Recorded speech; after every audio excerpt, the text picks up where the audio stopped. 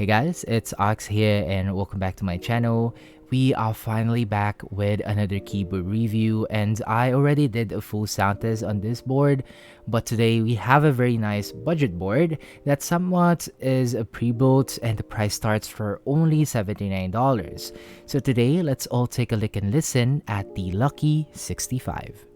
A quick disclaimer before the video starts that the board was sent by Velocifier Tech, but I wasn't paid to make the review and they didn't see the final script on this review as well. And of course, regardless, I give you guys my honest and unbiased opinion on the Lucky65.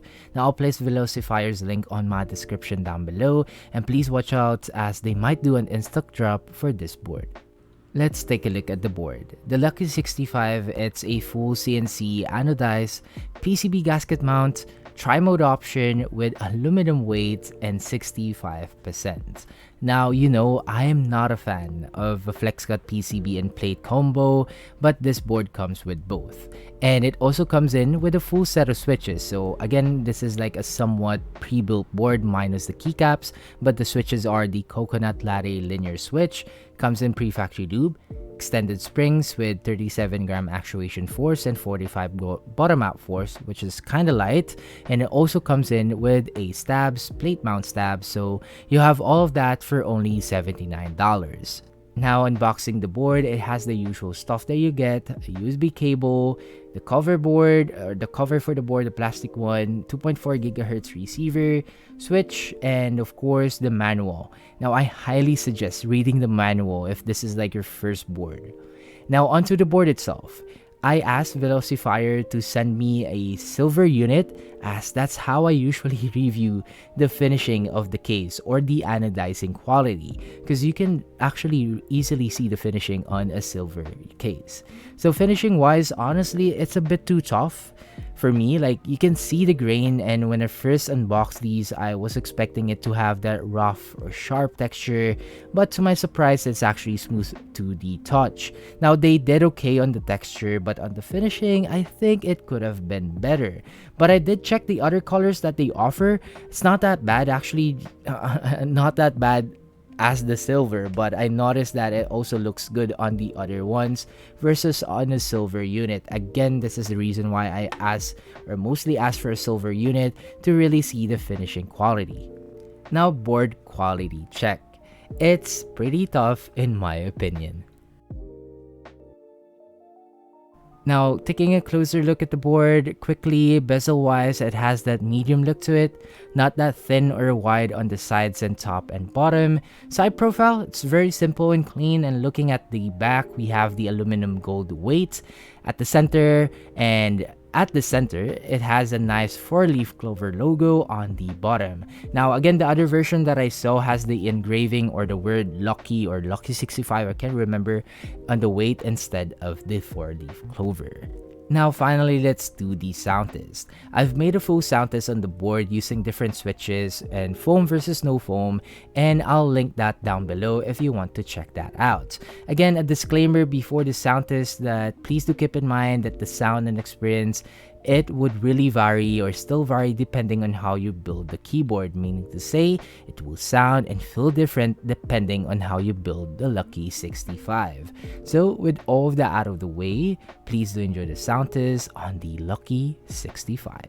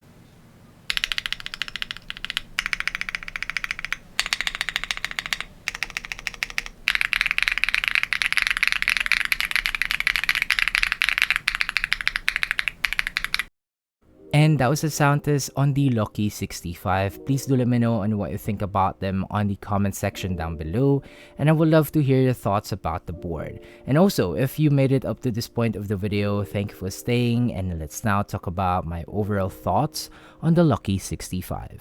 Now let's talk about my overall thoughts and opinion about the Lucky65. I can say that these are not as bad as I thought it would be, and taking it if it's in perspective who is someone new coming to the hobby.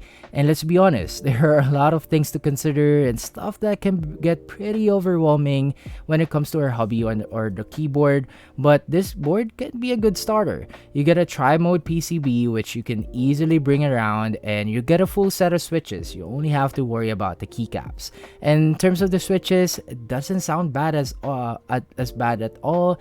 It sounds and feels decent, and I could say that the board is a bit foam reliant, but to be honest, it didn't sound bad without the foams, though I can hear a bit of a ping on the spacebar.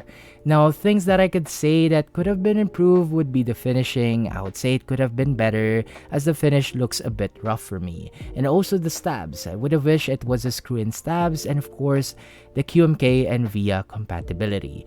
But again, you can't complain that much at the end of the day, considering that all of this for the price of $79, it's pretty good for an introductory board. Now, I know there's a lot of other boards out there right now, but this one is also nice to consider. The board looks simple, but I can say it ticks the boxes for a great beginner board, but I wouldn't say that this can be a one and done for beginners, because I know there's gonna be like, give them a 2 to 3 months, they're gonna want another new one, but it's a great way to start in our hobby. And that's it for the video, guys. I hope you all enjoyed the review on the Lucky65. Don't forget to like the video, and please stay tuned and check out Velocifier Tech if ever they will be doing an in-stock drop for the board itself. And I hope you find the review helpful. I have 2 new keyboard reviews coming up and some more switches for a review. And again, please don't forget to like the video, share if you want, and of course, subscribe for more. And I'll see you guys on the next review. Peace.